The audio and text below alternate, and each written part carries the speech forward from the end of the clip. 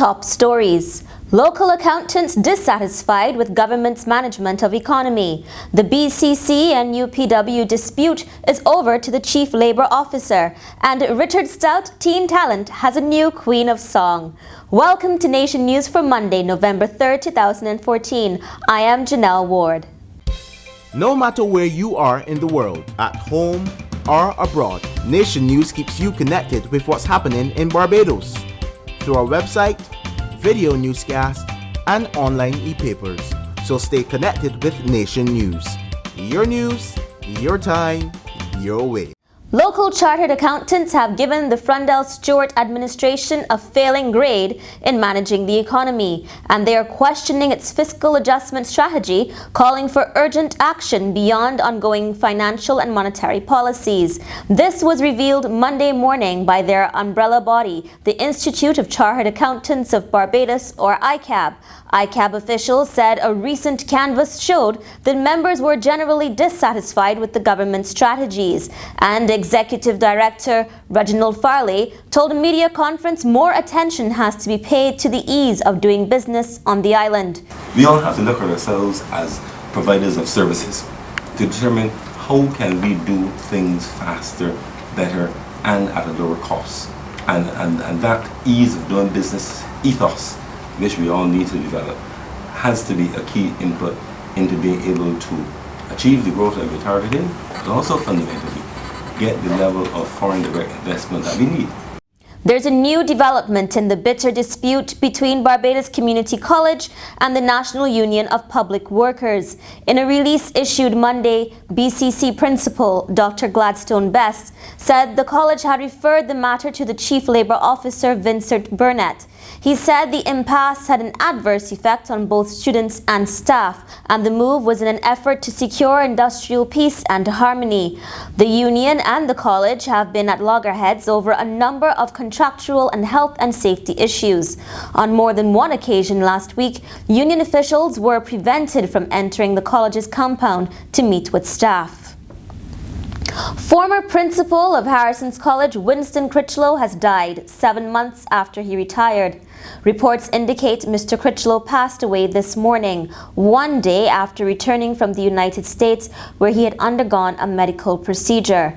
The highly respected mathematician spent 10 years as principal of Harrison's College. He also spent 28 years at St. Leonard's Boys and 4 years at Queen's College. Students of the Samuel Jackman Prescott Polytechnic will soon be paying tuition fees like their colleagues at the University of the West Indies. Polytechnic Chairman Desmond Brown made the revelation on Saturday night as he addressed the graduating class of 2014. He said the institution's finances were in a precarious position, and from January 2016, heavy subsidization would not be possible. The National Independence celebrations kicked off on Saturday night with the Sagicor Life lighting ceremony in Heroes Square.